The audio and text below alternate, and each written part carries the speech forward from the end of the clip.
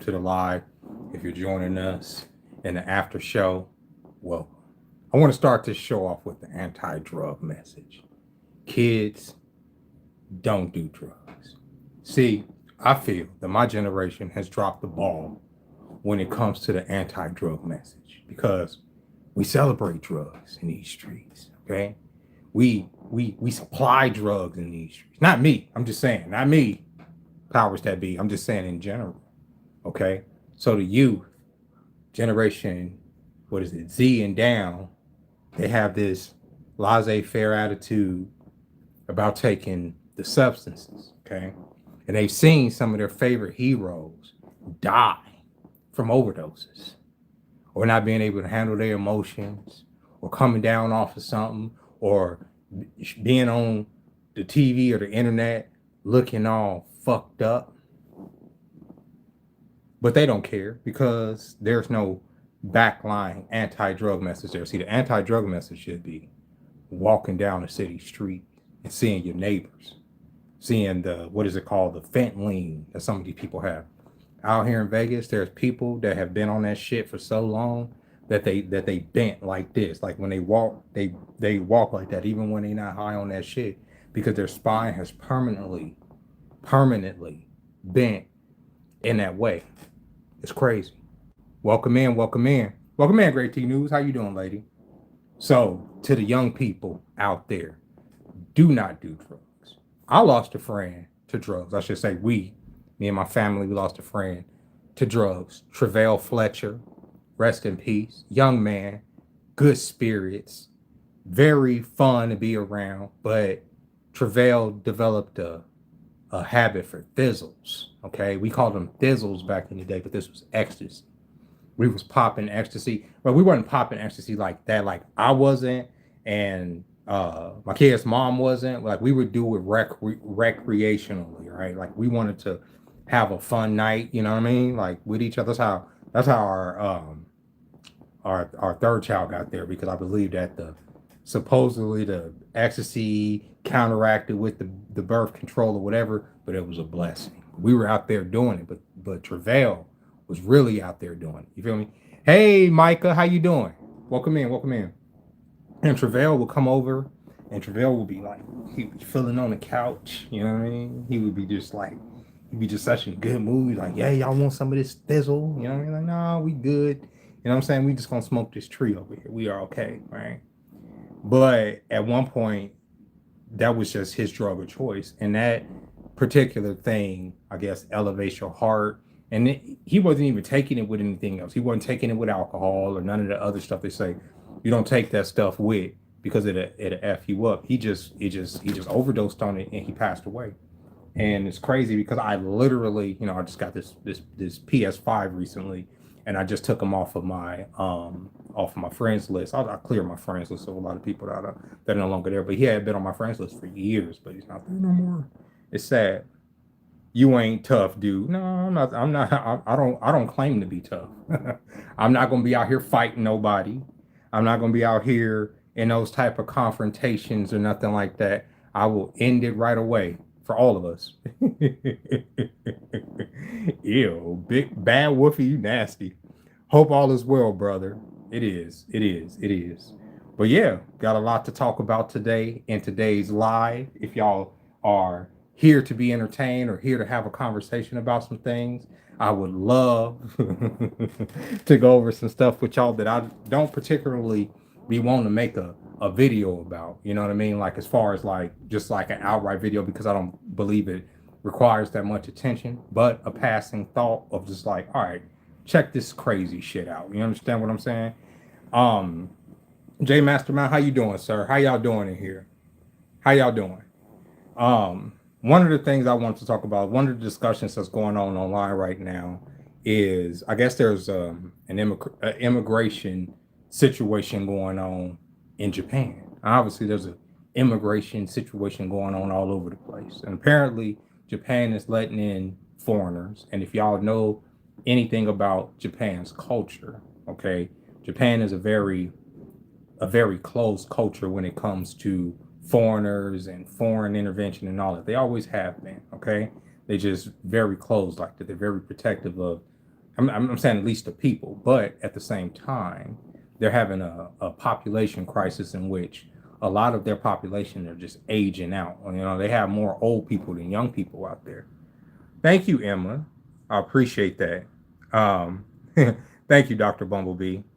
Let me see. So much BS going on. I look forward to it. Thank you. I appreciate you, man. And so when it comes to people coming into the country, a lot of people are not accustomed to that, especially when it's just not just like visitors. There are people moving in, and it's not good. And a lot of these people that are moving in are these Africans, okay, these African, I guess, refugees or people that are coming there to work or to do whatever jobs that the Japanese are bringing these people in, and this got people in a tizzy. So there's this tweet that's going viral from this Japanese man who wrote, it's a it's a funny tweet. His problem he has with the black people coming into Japan, right? Which I don't one. Before I read what he had to say, I'm gonna say this. I don't get why so many black people like to go where they not wanted. I don't get that. Like I don't get why move to a place or go and work in a place where people are going to see you as less than or don't want you there. There's not even that the Japanese people were seeing you as less than. There's just a lot of them just don't even want you there. So like, why even go? Like, why just be annoying? You know what I mean? Like, go someplace else. I don't know. Like, I guess if the government's welcoming you there and there's a lucrative opportunity to go, then you go. But I just don't. Me personally, no, I'm good, bro. Do I get panic attacks? I would like to say no, but that would be a fucking lie. The last panic attack I had, which was the first panic attack I've had in ages, was a couple weeks ago at work. And I forgot, I can't even tell you what the fucking shit was about, but I did have a fucking panic attack. But I've become real good at managing them, as far as like people didn't know I was having a fucking panic attack for the most part, but I was having a panic attack. You know what I'm saying? Is that heat? That's a lot of heat. Yeah, that's a whole lot of heat, man, back there. A whole lot of heat, man. This live is an official LG.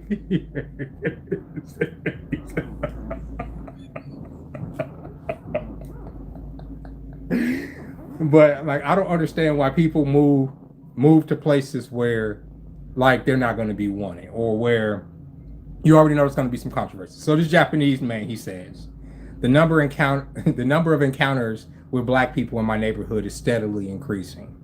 Their skeletal structure and the way their muscles are built are on a completely different level from Japanese people. I'm slim. So if I got pinned down, it'll be over in a second. I never imagined that violence from a foreigner would climb the ranks in my predictions for my own cause of death. I couldn't have pictured that even a few years ago. Things change when you least expect them to, huh? So this tweet obviously is going viral because people are like, what the fuck? Like, you, like, for one, forget what he's saying about the black men or whatever, the black people and all that, whatever. You're more so denigrating yourself as a man, right? Like as a man in general. Like, you should not be that intimidated, like, by, like, yeah, be cautious. Absolutely. You want to be cautious of foreigners? Hey, I don't fucking blame you, right? If you don't want fucking refugees and migrants and shit in your country, absolutely. I'm all for it, right? But don't get online cucking yourself, because that's essentially what that is. I'm slim. So if I got pinned down, it'll be over in a second. Like, you automatically a victim? Like, what is this, a scenario where, like, are niggas just coming out there to rape you, nigga? Like, what are we talking about? Like, that's how that comes off. It comes off as like, you know what I mean? Like, it comes off as like weak. You know what I'm saying? Now, I say, if you don't want people in your country, now it's gonna come off as real xenophobic and all that, make sure they know they're not welcome. Go just far enough to where they know they're not welcome, to where you're not necessarily being violent. You don't have to become the goddamn Ku Klux Klan out here. You don't have to be burning crosses on people's yards, right? But you got to get them the fuck up out of there. If you don't want them there, you be like, look, we don't want them here. If the government ain't listening or whatever, you got to do what you got to do. But if you have an aging population, okay, and people, y'all not having babies at the rate that the government and the powers that be that run y'all want y'all to have it, they gonna bring in the BBC. I just hate. I hate to tell y'all, that's what they do. They gonna bring in the BBC. They gonna bring in some niggas to lay pipe, and that's exactly what they do. Y'all think they just like, oh, we reaching out to Africa? They can reach out to anywhere. They can reach out to all kinds of people that come over there. Who they reaching out to? They're reaching out to Africans because Africans lay pipe. Africans don't have a Africans. No African country has a population issue like the rest of the world. As far as like these declining birth rates and all that, Africa don't have that issue. They try, you know what I'm saying? They did all kind of shit to get to Africa. They didn't starve them out. They didn't spread diseases. They did all kind of shit. They didn't trick them all kind of left and right. But them Africans, they not having that. You know what I mean? Hey, preppy princess. What's going on? What up, Game Genie? Take it from history. Constant exchange of coasters that used to be are not here today. Exactly. That's why I don't. That's why none of it matters to me. Like when people say, like race loyalty and all that. Oh, we gonna get into that. That's what this whole live is about. This live is honestly about that. Honestly, it's kind of deeper than just what's going on in Japan and their immigration issue. But you're right, Dr. Bumblebee. As far as like culture and all kinds of things, you look at any place in the world, nothing is the same, right? And if you really want to like, because I know a lot of people get offended when there's migration or there's people sucking on the system. I'm one of them. Y'all seen me. I've made plenty of videos about it. But there's also the fact that there's no stopping that tide at a certain point, especially when the powers that be want that to be. The powers that be want there to be the exchange of migrants and they want that. For some reason they want it. They've always wanted all of the races to mix and all of the cultures to come together and all that. There's something above us that pulls all the strings. And at the end of the day, humans are humans regardless of whatever the fuck your color is. But people do at their heart inherently have this sense of tribalism, a sense of you belong to me because we are the same color, or you belong to me because we're from the same continent, or because we have the same phenotypes and stuff like that. People have that sense of ownership over the people of their race. That's why when people see people of their race with other people, they get offended. Some people get real pissed off by that. Like there are black men that will see a black woman with a white man, heated. I've seen it, especially when I lived in Milwaukee, and I've seen they chased this white dude off the bus because he was with his, and I don't even know if that was his girlfriend, okay, but they seemed like it. But these niggas at the back of the bus couldn't handle it. They started threatening the dude and all this other stuff, made the girl all unfucking comfortable, and the dude had to slip off the bus before, because they were talking about jumping the dude, all off of fucking jealousy because he was with this mediocre ass girl on the back of this fucking bus, right? I've seen that with my own eyes, okay? Then you hop online, right, and you see, not even just online, I've been in plenty, just even myself, the looks or the stares, the most racist people, I should say, that I've encountered, at least when I've been with their women, have been Hispanic men, would be outright racist. Okay, I've been, what was it? I almost threw these boys in the street when I was with my kid's mom back in the day, because these niggas got behind me and was talking about, oh, she likes gorilla dick and all this other crazy shit that they were saying behind me. And it's crazy because back in the day I didn't carry like I do now. But if I did, I wouldn't have had the self-control that I have now in that situation. And that ain't the only situation. There's been many times, man, when I've had to fucking threaten people on the goddamn bus for staring at us or like looking at us all sideways and shit. And it's been mostly them. And as far as like from our see, that go that ownership shit, black women in public have more so made their, I ain't gonna say they've been like aggressive, but they've been like more flirty or more apparent than if I'm just out and about just being myself, right? Like if I'm with somebody of another race, they're gonna make sure I see that they see me, if that makes sense. Like it don't mean shit, but it's like I say, there's like this sense of like ownership when it comes to like all of this other stuff, and it's dumb. Because at the end of the day, hey Amber, hey everybody, hello, hey everybody. Oh, we're about to talk about Ashley. So Ashley, what's her name? Ashley Janae. I even got some notes here. Ashley Janae is an influencer who was recently found deceased in her hotel room in Tanzania.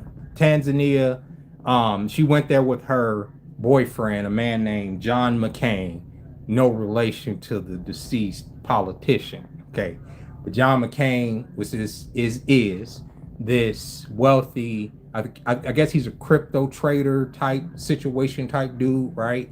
White dude. She's this beautiful young black socialite, as I'm going to be polite about what I believe. I'm going to just be polite about the vernacular where you're going to use her because she is deceased. Okay. Some people were saying that she worked in the Miami escort scene. Okay. She was popular. Even Joe Budden in the Joe Budden podcast did about a 5 to 10 minute like tribute or talk about her, and he knew her personally, where he's partied with her, and from just from the stories, if you read in between the lines from how his experience with her and his relationship, it did sound like she was like like a party girl, like a lot of these ladies are. There's this, it's a lot to talk about. Okay, so there's this movement called where a lot of women want to live in their soft girl era. They want to be able to, I want to say, live off a man, like, okay, and they want to be able to live off a wealthy man. They want to be able to show up, be in what they call their soft girl era. They want to be able to be demure, as they say. That's their word. I hate that word, but that's what they say.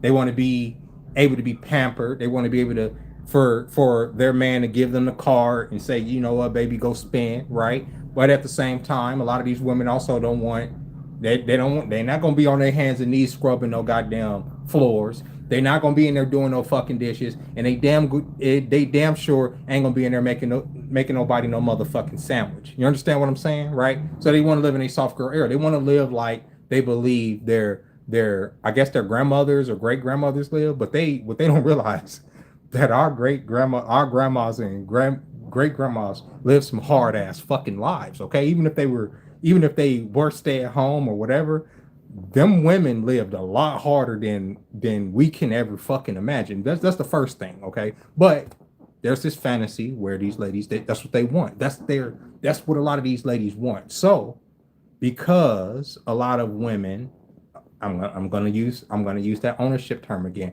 Our women, especially black women, have only been with black men, and a lot of us are just dusty.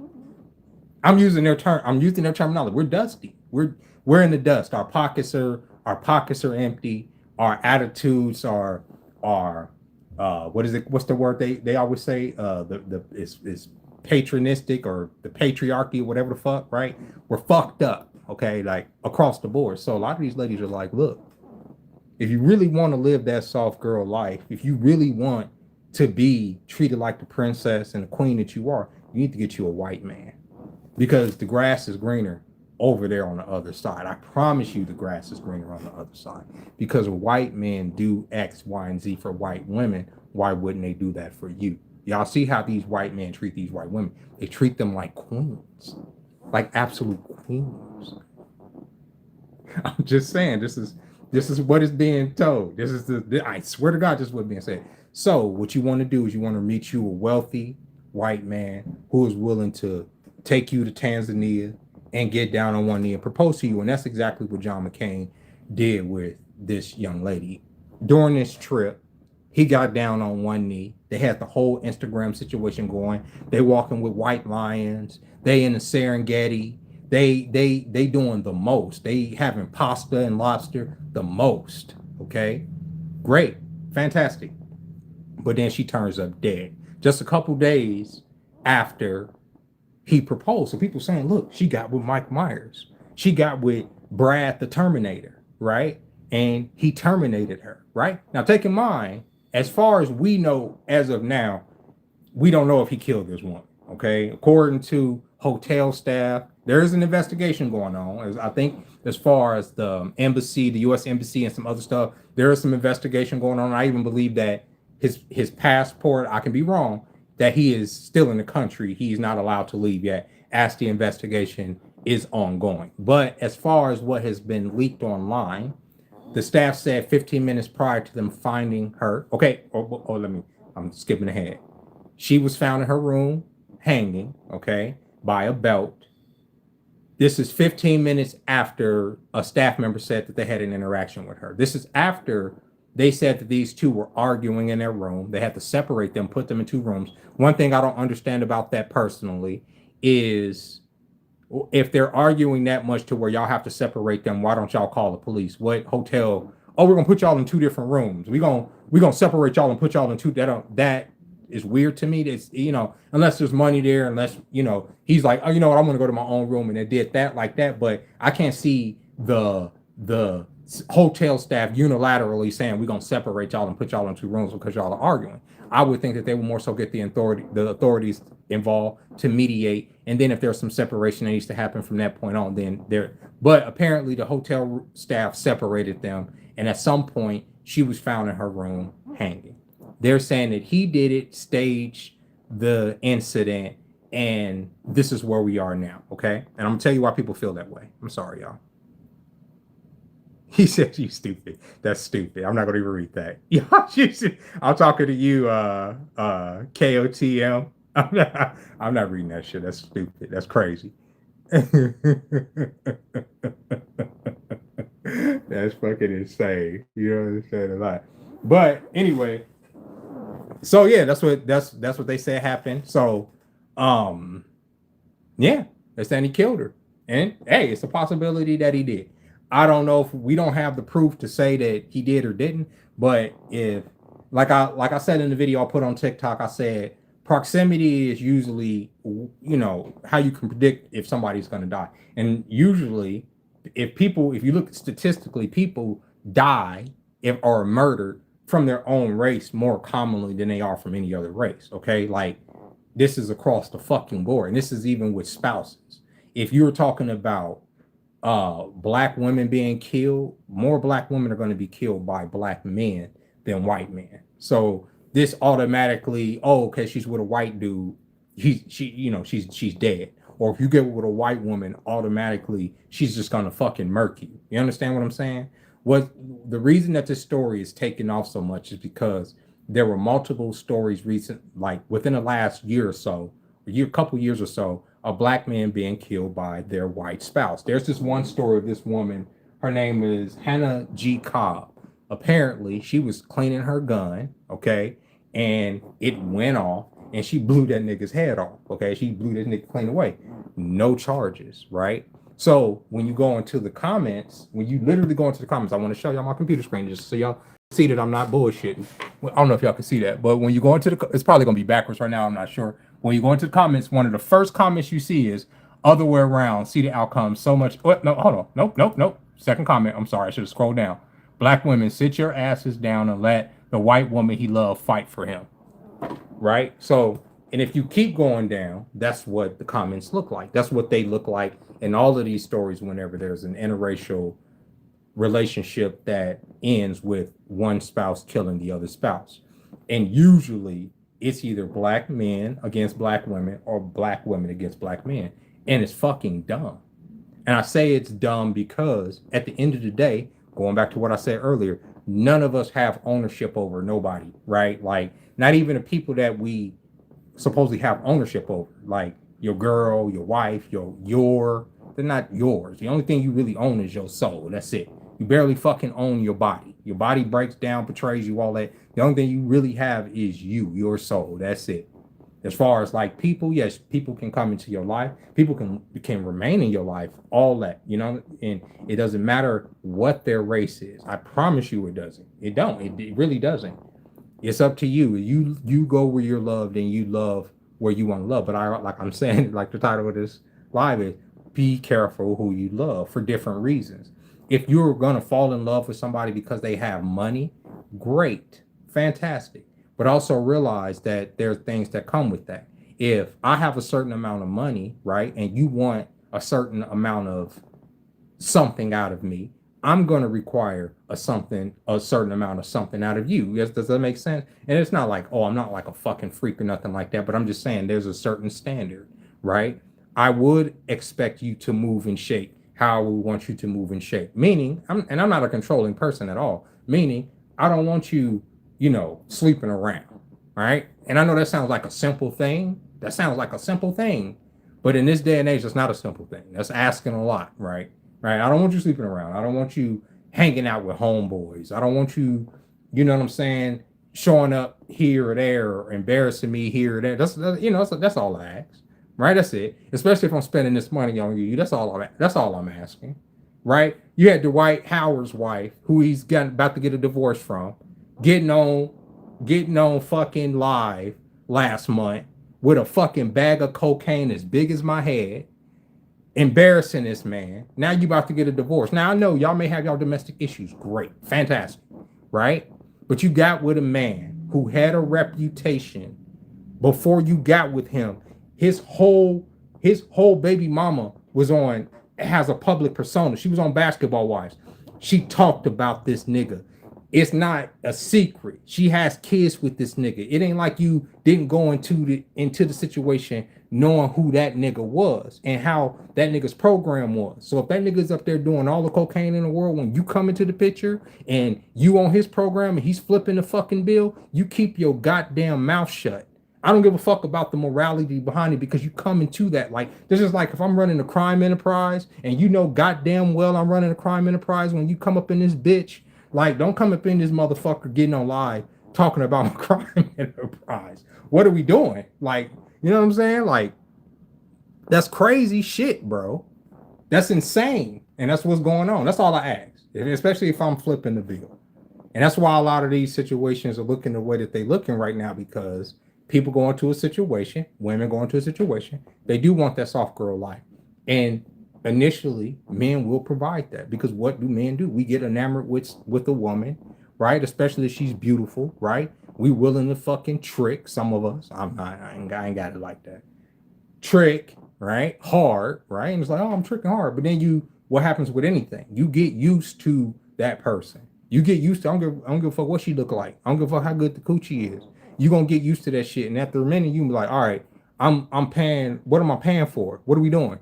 I asked you to fucking do X, Y, and Z, and you can't do it. Like, come on. But then at the same time, you got to look at that nigga sideways too, because if you bring a fucking bimbo into the operation, right? Somebody that's not bringing nothing but coochie, you can't expect all of a sudden, once you get used to said coochie, for her to fucking grow a brain. That's not how that shit works. That's not how that shit works.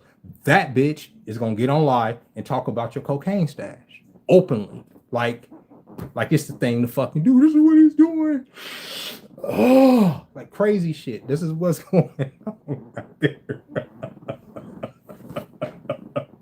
I appreciate you, David. I appreciate you. You know what I'm saying? Like, don't do that. Don't do that.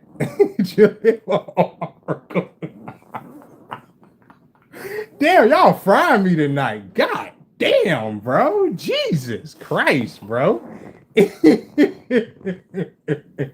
I'm sorry, y'all. I'm just talking. I'll go back up to the comments. A lot of people, y'all trolling me though. So y'all know I'm in a good mood tonight. I'm not trying to fucking piss myself off with people trolling me. I'm trying to have a good fucking time. But yeah, y'all, that's it. That's it. I ain't gonna bother y'all too much tonight. I just want to talk about that a little bit, but I didn't want to make a full video about it. I just wanted to get that one off. But I appreciate y'all being here, and I'll catch y'all next time. Bye bye.